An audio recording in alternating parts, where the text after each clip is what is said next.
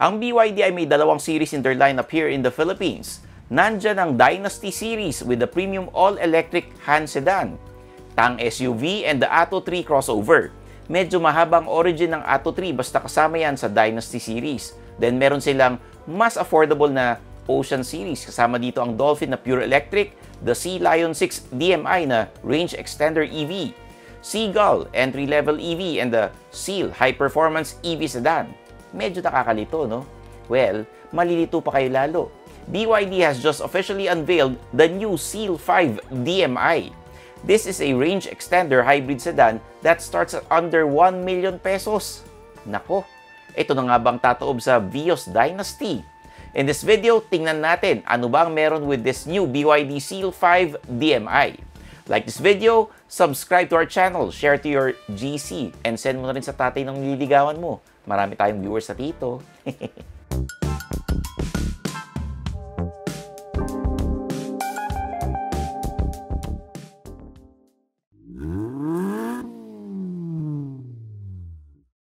Kotse ba?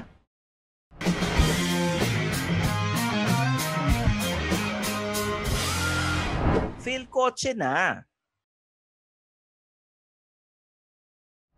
During the shoot, di pa kami binigyan ng pricing para dito pero malamang sa malamang makikita nyo yan sa description. Dalawang variants ito, dynamic for the lower trim, premium for the higher trim. Proceed na tayo sa size. The BYD Seal 5 DMI rivals the Vios and City in terms of price pero ang size ito ay mas malaki pa sa Altis and Civic on all sides. It runs with a 1.5-liter engine or in today's terms, isa na lang itong range extender dahil sa BYD Seal 5 may electric motor tayo. This electric motor has a total output of 177 horsepower or 194 horsepower and 316 to 325 Nm of torque depending on the variant. The lower trim has an 8.3 kWh battery while the higher has 18.3 kWh. Pure EV range is at 50 or 115 kilometers pero kung combined with the range extender engine, the Seal 5 DMI can go up to 1,175 kilometers or 1,240 kilometers. Again, depending on the variant. In terms of design, napaka-modern ng aesthetic ng Seal 5 DMI. Medyo kahawig niya yung Seal High Performance Sedan pero eto, hindi kasing sleek. More of pang executive ang appeal niya.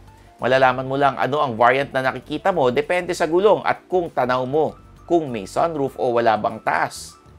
Sa loob, both trims get the one-piece backrest seats, the rotating touchscreen, fully digital instrument cluster, and pareho pa silang may leather upholstery. O ha?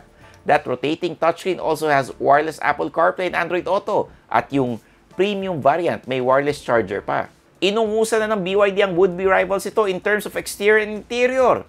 Pati sa safety, hindi rin sila nagpapahuli. It will come standard with 6 airbags, rear sensors, rear camera, tire pressure monitoring system, traction control system, hill hold control, and comfort braking. Kung sa premium variant naman, madadagdagan ka ng 360 camera system, cruise control, and front sensors.